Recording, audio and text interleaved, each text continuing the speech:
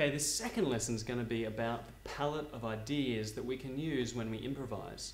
So I'm going to be assuming that you're all pretty good with chords. When you see a D on the page, you know how to play a D, and you know how to voice it in different ways, say with the F sharp on the bottom or the A on the bottom or however. Now there's a bunch of different ideas that we can use, that we can mix and match to put together to make our playing more interesting. Because let's face it, if we were all just playing D for a whole bar like that and then A for a whole bar like that, things would very quickly get quite boring. So a bunch of different ideas you can use. Well, there's the first one, which is just to play a semi-breve for the whole bar. There you go. And then when it comes to the next chord, you play it. Benefits of that is that it leaves a lot of space, it adds the tone and it adds a bit of texture, but it doesn't get in the way of other instruments. It's also a little bit boring, and that's the downside. And it doesn't provide much rhythm for the rest of the people in the band. So another idea that we can use is to play crotchets to mark out the steady beat of the song. Might go something like this. Beautiful. Benefit is that it gives a really steady beat. Downside is it's also a little bit boring. Another idea that we can use are called broken chords.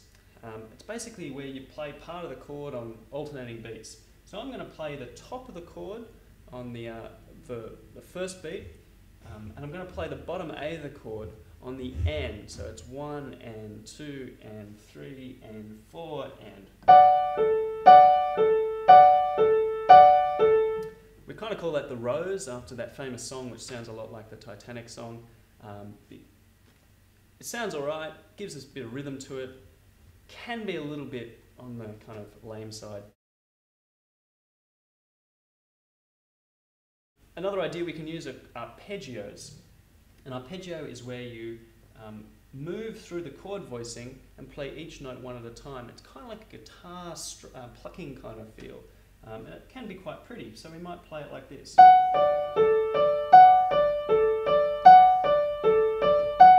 If we want to get even more adventurous, we can actually move up the scale and change voicings in the middle of it.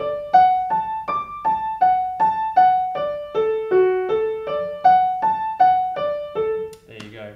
Benefit is it provides some rhythm, but also leaves a bit of space. The downside is you have to work quite hard to keep it up. If it's out of time, it'll sound terrible, and it is quite busy, so be aware of that.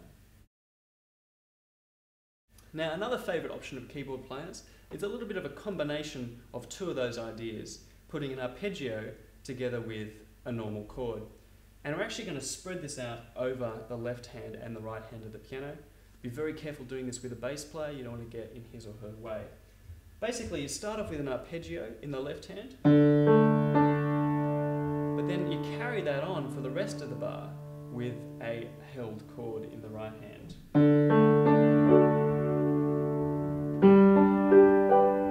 So it kind of sounds quite pretty, and it gives a lot of space in the second half of the bar. So that's another idea you can use. All I'm doing there is I'm going 1, 5, 1 in my left hand, the D, the A and the D in my left hand, and then playing the right hand chord for the rest of the bar. Now there's one idea that I haven't shown you yet, which not enough people use, and it's actually a really important part of being a great piano player. Now it's a very, very difficult thing to do. It takes a lot of self-discipline and years of practice, but it comes across very well in a lot of contexts. And it goes something like this.